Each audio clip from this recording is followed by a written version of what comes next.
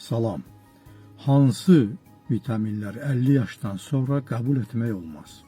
Hamınızı xoş gördüm.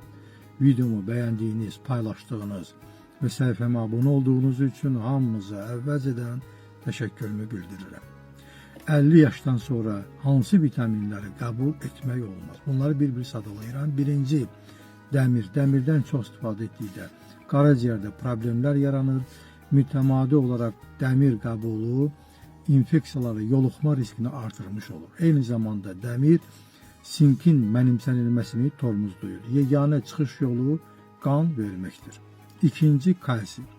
Kalsidən mütəmadi olaraq istifadə etmək onun damarlarda, böyrəklərdə, hüceyrələrdə toplanması deməkdir. Növbəti istifadə ediləsi məsləhət olmayan vitamin A-dır. Burada söhbət sintetik forma vitamin A-dan gedir.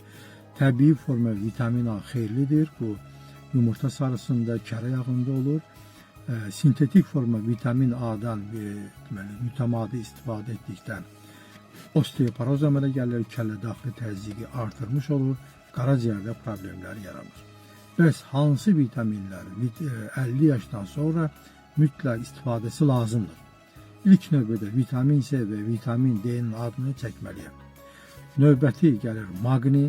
Maqni toxumalarda, damarlarda, böyrəklərdə kalsinin toplanmasının qarşısını alır, yüksək təzyiqin səviyyəsini aşağı salır, əzələ spazmasını götürür, yuxunu yaxşılaşdırır, kortizolun səviyyəsini aşağı salır. Bilirsiniz ki, kortizol stres hormonudur, böyrək üstü vəzin hormonudur. Növbəti vitamin K1-dir.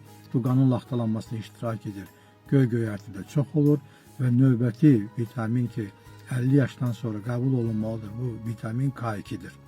Bu mitoxondrilərin səviyyəsini yüksəltməklə orqanizmin enerji ehtiyatını çoxaltmış olur. Hamınıza can sağlığı arzulayıram. Özünüzdən müğayət olun.